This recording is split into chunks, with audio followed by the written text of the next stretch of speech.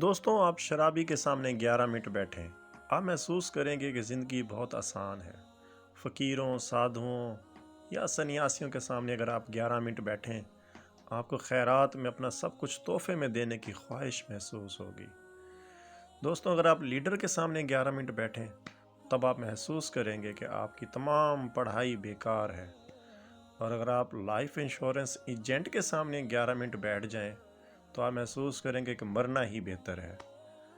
اگر آپ تاجروں کے سامنے 11 منٹ بیٹھ جائیں تو آپ محسوس کریں گے کہ آپ کی کمائی بہت کم ہے۔ اور اگر آپ سائنسدانوں کے سامنے صرف 11 منٹ بیٹھیں تو آپ کو اپنی لا علمی کا احساس ہوگا، آپ کو لگے گا آپ نے کچھ بھی حاصل نہیں کیا علم کے حوالے سے۔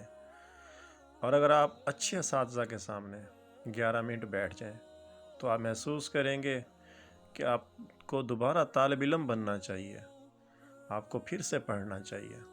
اور اگر آپ کسان یا مزدور کے سامنے 11 منٹ بیٹھیں تو آپ محسوس کریں گے کہ آپ کافی محنت نہیں کر رہے، آپ کی محنت کم ہے۔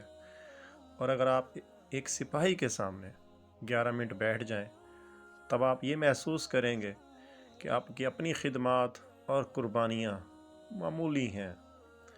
ایک اچھے دوست کے سامنے اگر آپ 11 منٹ گزارتے ہیں تو آپ محسوس کریں گے کہ آپ کی زندگی جو ہے وہ جنت کی طرح ہے۔